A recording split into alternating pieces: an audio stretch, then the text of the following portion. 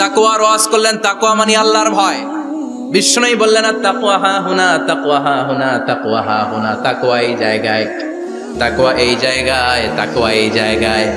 যেহেতু এটা গুরুত্বপূর্ণ, বিষ্ণুনবী 3 বার ইঙ্গিত করে বলেছেন। সুবহানাল্লাহ। বিষ্ণুনবী বলেন না তাকওয়া হা হুনা, তাকওয়া এইটা। বলেন না তাকওয়া হা হুনা, তাকওয়া এইটা। বলেন না তাকওয়া হা হুনা, তাকওয়া এইটা। জুব্বায় তাকওয়া, দাড়িতে তাকওয়া, টুপিতে তাকওয়া বলে নাই। তাকওয়ার আসল জায়গা হলো হৃদয়। এজন্য যাদের হৃদয়ে আল্লাহর ভয় আছে তারা কোনোদিন পথ হারাতে পারে না। তাদেরকে সিরাতুল মুস্তাকিমের উপর দায়েম রাখে কে? কি সুন্দর অভ্যাস ছিল বিশ্বনবীর, মানার দরকার আছে না নাই? বিশ্বনবীর আরেকটা অভ্যাস ছিল, বাসি খাবার খেতেন না, জানেন? বাসি খেতেন না, অল্প খেতেন, কিন্তু যেটা খেতেন ভালোটা খেতেন।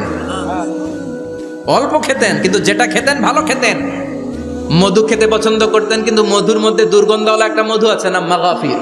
বুখারীতে লম্বা ঘটনা, ওইদিকে যাব না। এই মাগাফিরের মধু উনি খেতে চাইতেন না। ভালো সুগন্ধিওয়ালা মধু তিনি বিশ্বনবী খেতে পছন্দ করতেন। বিশ্বনবীর খাবারের তালিকায় সবচেয়ে পছন্দনীয় তালিকায় ছিল এই মধু।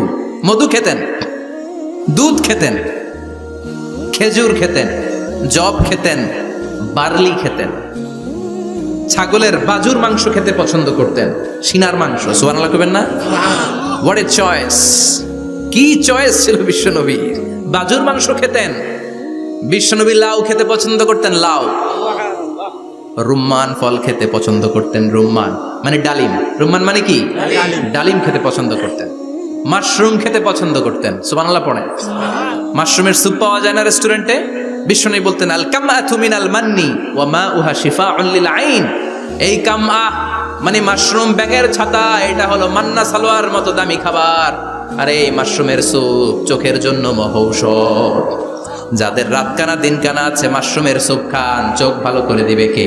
আল্লাহ। এজন্য বিশ্বনবী যেগুলো খেত এগুলো খাওয়ার দরকার আছে না নাই? বিশ্বনবীর যে সুন্দর চরিত্র ছিল, আচরণ ছিল, এগুলো পালনের দরকার আছে না নাই? চলো বিশ্বনবীর 3টা কথা বলবো বলেছিলাম। প্রথম কথা ছিল দেখতে কেমন ছিল। অনেক কথা এত বলা যাবে না, সংক্ষেপে বললাম যে বিশ্বনবীর আচরণ কেমন ছিল। এখন শুনবো, শেষ কথা বলে যাই, বিশ্বনবীর ইন্টেলেকচুয়াল পাওয়ার কেমন ছিল, ওনার বুদ্ধিমত্তা কেমন ছিল। Our beloved prophet Muhammad, the last messenger, was a very good mediator. বিশ্বনবী ভালো মিডিয়েটর ছিলেন। বিশ্বনবী ভালো মধ্যস্থতাকারী ছিলেন। ঝগড়া লাগলে মিলাই দিতে পারতেন, চমৎকার। সুবহানাল্লাহ। বাড়িতে যায়া জিমায় পড়ছেন? কষ্ট হচ্ছে? আর কয়েক মিনিট পড়বো, একটা তাকবীর দেন, লিল্লাহি তাকবীর। আল্লাহু আকবার। He was a very good mediator, মধ্যস্থতাকারী ব্যক্তিত্ব ছিলেন। স্বামী স্ত্রীর মধ্যে ঝগড়া লাগলে মিলাইয়া দিতেন, বন্ধু বন্ধু ঝগড়া মিলাইয়া দিতেন, সমাজে সমাজে মারামারি মিলাইয়া দিতেন। মক্কা থেকে মদিনায় যখন গেলেন, মদিনায় 120 বছরের একটা যুদ্ধ চলছিল, কেউ যুদ্ধটা থামাতে পারে না। বিশ্বনবী 7 দিনের ব্যবধানে যুদ্ধ থামিয়ে দিলেন। সুবহানাল্লাহ। Intellectual capacity, very good mediator. এজন্য বিশ্বনবীর উম্মত যারা, তাদের অভ্যাস হবে ঝগড়া লাগায় দেওয়া যাবে না, মিলাই দিতে হবে। ঠিক কিনা? আমরা যদি ঝগড়া দেখি দূর থেকে আরো লাগায় দিতে চাই, আছে না নাই? কোম্পানিগঞ্জ বাজারে ঝগড়া, কয় লাগুক আরো লাগুক, ধরবি না, থামাবি না। দূর থেকে মজা দেখি, মজাই লাগে, এরকম ডাকাইত আছে না নাই? আগুন লাগলে পানি দিয়ে নেবায়, অনেকে তেল ঢালে, আছে না নাই? কি করবেন? মিলিয়ে দিবেন। আপনার মর্যাদা বাড়িয়ে দিবে কে? আল্লাহ। বিশ্বনবী ভেরি গুড মিডিয়েটর ছিলেন। বিশ্বনবী লজিক্যাল এবং রেশনাল ছিলেন, বুদ্ধিমত্তাকে কাজে লাগাতেন। এক সাহাবী এসে বলে, নবী ইযান লি বিজিনা, আমারে জিনার অনুমতি দেন। কিসের অনুমতি? কার কাছে অনুমতি চাইলো? অন্যান্য সাহাবারা এই যুবক ছেলেটাকে ধমকাতে লাগলো, বসো, এই মিয়া বসো, বিশ্বনবীর কাছে কি কথা বলে এগুলা? ওই যুবক বসে রইল।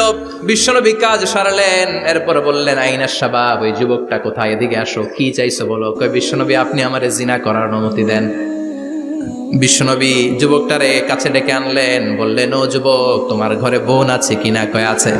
তোমার বোনের সাথে কোনো পুরুষ জিনা করুক, তোমার কেমন লাগবে? সে বলে, আমি এই পুরুষটারে হত্যা করব। হত্যা করবা? ওকে, ডান। তোমার ঘরে মা আছে কিনা? আছে। তোমার মায়ের সাথে পরপুরুষ জিনা করবে, কেমন লাগবে? আমি সাইজ করবো ওরে। তোমার ঘরে স্ত্রী আছে কিনা? আছে। তোমার স্ত্রীর সাথে যদি কেউ জিনা করে কেমন লাগবে? বলে আমি তারে ছাড়বো না। বিশ্বনবী বললেন, তাহলে যেই মহিলার সাথে তুমি জিনা করবা সেও তো কারো বোন, সেও তো কারো স্ত্রী, সেও তো কারো মা, ঠিক কিনা? সুবহানাল্লাহ, হোয়াট অ্যান ইন্টেলেকচুয়াল ক্যাপাসিটি। যুবক বলে, তাই তো, এইভাবে তো ভাবি নাই। আমি যার সাথে পাপ কর্ম করব সেও তো কারো বোন হবে, সেও তো কারো মা হবে, সেও তো কারো স্ত্রী হবে। ও নবী, আপনি আমারে মাফ করে দেন, আমার জন্য দোয়া করে দেন যেন তাকওয়ার উপর জীবন প্রতিষ্ঠা করতে পারি। লজিক্যালি জিনিসকে সলভ করার চেষ্টা করতেন। মুআয ইবনে জাবালকে বিশ্বনবী সাল্লাল্লাহু আলাইহি ওয়াসাল্লাম ইমাম বানিয়ে পাঠালেন। উনি ইমামতি করতে গেলেন এক মসজিদে। মাগরিবের সালাতে উনি লম্বা কেরাত ধরলেন। এশার নামাজ শুরু করলেন সূরা বাকারা দিয়ে, কোরআনের সবচেয়ে ছোট সূরা। হ্যাঁ, বড়? কত বড়? বিশাল বড়। এখন ওই এলাকার মুসল্লিরা ছিল কৃষক মুসল্লি। এক কৃষক মুসল্লি সাহাবী নামাজের পেছনে দাঁড়ালেন, দেখলেন বাকারা দিয়ে দৌড়ছে, কেরাত শেষ হয় না, আর দাঁড়িয়ে থাকতে পারে না, পায়ে ব্যথা করে, পিঠে ব্যথা করে। কিছুক্ষণ পর রেগে মেগে নামাজ ছেড়ে দিয়ে বারান্দায় নামাজ পড়ে বিশ্বনবীর কাছে বিচার দিতে গেলেন। যে বললেন, নবী এমন ইমাম পাঠাইছেন এশা পরে বাকারা দিয়া। বিশ্বনবীকে সর্বনাশ, মুআয তো ভেজাল লাগাই ফেলতেছে। ডেকে পাঠালেন, সহিহ বুখারীর বর্ণনা। বিশ্বনবী বললেন, মুআয, হোয়াট আর ইউ ডুইং দেয়ার? কি করছো তুমি সেখানে? আফাতানুন আনতা ইয়া মুআয? ও মুআয, তুমি কি ফিতনা বাজাও নাকি? তুমি কি ফিতনা ছড়াচ্ছ নাকি? খেটে খাওয়া মানুষ, কৃষক মানুষ, মাঝারি সাইজের কত সুন্দর সূরা আছে, ওয়াদ-দুহা ওয়াল-লাইলি ইযা সাজা, আল কারিআতু মাল কারিআ, আসনা নাই, আলহাকুমুত তাকাসুর, আসনা নাই। এগুলো দিয়ে না পড়ে বড় বড় সূরাতুল্লাহ কেন্দ্রে মুআয, আফাতানুন আনতা ইয়া মুআয, তোমারে কি আমি অ্যাপয়েন্টমেন্ট দিছি তুমি ফিতনা বাজাবা? খবরদার মুআয, ইয়াসসিরু ওয়ালা তুআসসিরু, ইসলামকে মানুষের কাছে সহজ করে উপস্থাপন করবা। বাশশিরু ওয়ালা তুনাফিরু, ইসলামকে এমন ভাবে উপস্থাপন করবা না যে তোমার কথা শুনে মানুষ দিন থেকে ভেগে ভেগে যায়। তাহলে এই দায়ভার ইসলামের নয়, এই দায়ভার বর্তাবে তোমার কাঁধের উপর। চিৎকার করে বলেন ঠিক কিনা? আমাদের মধ্যে অনেকে ইসলামকে অনেক কঠিন করে ফেলে, মানুষকে আশার বাণী শোনায় না। কই এমনি না বললে আপনার বাদ, আপনি বেদাত করছেন, আপনি শিরক করছেন, আপনার কিচ্ছু হবে না। যারে বলে কিচ্ছু হবে না, সে বলে আমার যেহেতু কিচ্ছু হবে না, তোর কথা শোনার আমার দরকার নাই। যে আমারে আশার বাণী শোনায় আমি তার কাছে যাই, ঠিক কি না? এজন্য সহিহ ইসলাম আপনি প্রচার করবেন, but your approach should be very flexible. 100 বছর যেটা চালু আছে আপনি একদিনে উঠিয়ে দিতে পারবেন? It's not a logical approach. বিশ্বনবীর অ্যাপ্রোচ, বিশ্বনবীর রেশনাল ক্যাপাসিটি এমনটা ছিল না। সহজভাবে বুঝাবেন। আদ-দীন ইউসরুন লা উসরা ফি, দিনটা হলো সহজ, দিনের মধ্যে কাঠিন্যতা নাই। সুবহানাল্লাহ, কি ক্যাপাসিটি! আমি যেমনি আপনাদেরকে নিয়ে বসে ওয়াজ করতেছি, বিশ্বনবী ওয়াজ করতেন, তবে সংক্ষিপ্ত ওয়াজ। আমরা আধা ঘন্টা করে যদি রাখতে চাই, হুজুর আরো আধা ঘন্টা করেন, তো আরো আধ ঘন্টা করে যদি শেষ করতে চাই, হুজুর আর 10 মিনিট করেন। হুজুর ওয়াজ অনেক টেস্ট লাগে, হুজুর নামাজ টেস্ট লাগে না। আচ্ছা না নাই? ওয়াজ ভাল লাগে, নামাজ ভাল লাগে না, কিন্তু বিশ্বনবীর ওয়াজ ছিল সংক্ষিপ্ত। আর বিশ্বনবী বলতেন, one of the minor sign before the day of judgment, your lecture will be longer, your salat will be shorter. কিয়ামতের আগে তোমাদের লেকচার, ইসলামী লেকচার লম্বা হবে, নামাজ হয়ে যাবে সংক্ষিপ্ত। এই আলামত সমাজে আছে না নাই? বিশ্বনবী সংক্ষিপ্ত কথা বলতেন, আর ওনার বুদ্ধিবৃত্তিক ক্যাপাসিটি কাজে লাগিয়ে তিনি বুঝাতেন। হাত দিয়ে ইঙ্গিত করতেন, আঙ্গুলের বিভিন্ন ব্যবহার সমাজে আছে না নাই? এরকম করলে এটারা লাইক বলে না, এরকম করলে বলে ডিসলাইক। আবার ক্রিকেট এরকম করলে কয় ছক্কা, আবার একটা উঠাইলে কয় তুই যা। একটা মানে কি? আবার বিজয় দেখায় কেমনে? কথা কন, ভিক্টরি। আছে না নাই? বিশ্বনবীও এটাকে মডার্ন টিচিং মেথডোলজি বলে। আধুনিক শিক্ষা পদ্ধতিতে এখন দেখবেন যে আগে ব্ল্যাক বোর্ডে লিখতো, এখন হোয়াইট বোর্ডে লিখে মার্কার দিয়ে। আগে বই থেকে বুঝাতো, এখন ভিজুয়ালাইজ করে, ভিডিও দেখিয়ে শেখানো হয়, ঠিক কিনা? বিশ্বনবী এটা করতেন। বিশ্বনবী একবার কিয়ামতের ওয়াজ করছেন, 2টা আঙ্গুলকে এরকম করে বললেন, আনা বুইসতু আনা ওয়াসসাআতু কাহাতাইন, এই 2টা আঙ্গুল যেমনি কাছাকাছি, আমি এবং কিয়ামত এরকম কাছাকাছি নাজিল হয়েছি। আমি এবং কিয়ামত এরকম কাছাকাছি। বুইসতু আনা ওয়াসসাআতু কাহাতাইন।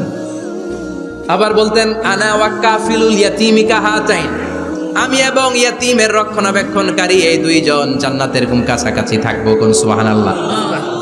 এরকম আঙ্গুল দিয়ে বিশ্বনবী বুঝাতে চাইতেন। আবার মাটির মধ্যে খেজুর গাছের ডালা দিয়ে লম্বা একটা দাগ টানলেন, ডানে বায়ে অনেকগুলো দাগ টানলেন। সাহাবারা বললেন এটা কি? বিশ্বনবী বললেন এই যে দাগটা দেখলা, এই দাগটার নাম হলো সিরাতুল মুস্তাকিম। চিল্লায় বলেন এই দাগটার নাম কি? সিরাতুল মুস্তাকিম।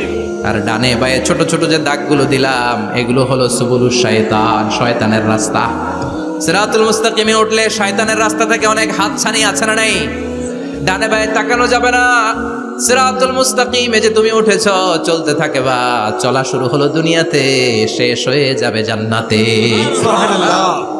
বিশ্বনবী মাঝে মাঝে বোঝানোর জন্য প্রশ্ন করতেন, কারণ প্রশ্ন ছুড়ে দিলে মানুষের মধ্যে জানার আগ্রহ বাড়ে না কমে? কথা বলেন। আমি যদি একটা প্রশ্ন করি আর বললাম উত্তর দেন, কেউ পারতেছে না, একটু ঠেকা ঠেকা ভাব, ঠেকে যাচ্ছেন, তখন হুট করে উত্তরটা বললে এটার জীবনে ভুলবেন না, ভুলবেন? কারণ ওই যে ঠেকছেন, শিখছো কোথায়? ঠেকছি যেথায়, ঠিক কিনা? বিশ্বনবী প্রশ্ন করতেন। বিশ্বনবীর এই প্রশ্নটা বলে শেষ করছি। বিশ্বনবী সাহাবাদের মাঝখানে ওয়াজ করতেছেন আর বলতেছেন, ইন্না মিনাশ শাজারি শাজারা লা ইয়াসকুতু ওয়ারাকুহা মাসালুহু কামাসালিল মুসলিম। বললেন আমাদের এই ভূখণ্ডে এমন একটা গাছ আছে যেই গাছের পাতা ঝরে না, এই গাছের দৃষ্টান্ত মুমিনের দৃষ্টান্তের মতো। বলো তো গাছটা কি? কে জানো? কেউ কথা কয় না। কি গাছ? কি গাছ? কেউ কথা কয় না, কেউ বলতে পারে না। কেউ বলে শাজারাতুল বাওয়াদি, ওই ক্যাকটাস গাছ, পাহাড়ি গাছ, ওই গাছ, সেই গাছ, কেউ বলতে পারে নাই। বিশ্বনবী বললেন কেউ পারো নাই? সঠিকটা শুনে নাও, ইন্নাহা নাখলা, এটা খেজুর গাছ। সুবহানাল্লাহ পড়েন। সাহাবীরা ভাবছে এটা তো ঘরের পাশে আছে, এটা মনে কয় নাই। সব ঘরের চিপায় আরব দেশে খেজুর গাছ, সাহাবারা ভাবছে এটা তো ঘরের গাছ, এটা মনে হয় জিজ্ঞেস করে না, এই জন্য দূরে দূরে চিন্তা করছে। কোন সুবহানাল্লাহ। সব সাহাবীরা বাড়িতে ফিরে গেলেন। ওমরে ফারুক ওনার ছেলে আব্দুল্লাহ ইবনে ওমরও গেল। আব্দুল্লাহ বলে, আব্বা, বিষ্ণুনবী যে জিজ্ঞেস করেছিল বলো তো কোন গাছের পাতা ঝরে না, যে গাছের দৃষ্টান্ত মুমিনের দৃষ্টান্তের মতো, আপনারা কেউ পারেন নাই, আমি কিন্তু জানতাম এটা খেজুর গাছ। ওমরে ফারুক বললেন, বেটা কইলি না কেন? কইতে পারলে নবীর সামনে আমার কলিজাটা এত বড় হয়ে যেত।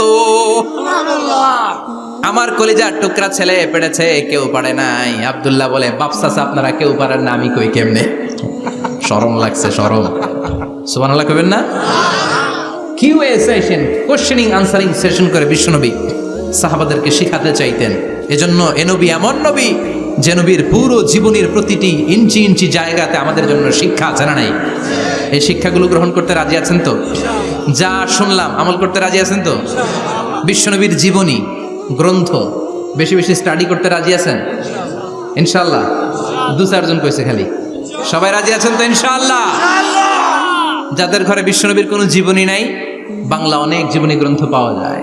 বিশ্বনবীর জীবনী হচ্ছে আমাদের জন্য মডেল, ঠিক কি না? এবং এই মডেল অনুযায়ী যদি আমাদের জীবনকে আমরা সাজাতে পারি, জান্নাতের দুয়ারগুলো আমাদের জন্য খোলা রাখবে কে? আল্লাহ। আল্লাহ আমাদের সবাইকে কথাগুলো বুঝার ও আমল করার তৌফিক দান করুক। আমরা পড়ি আমিন।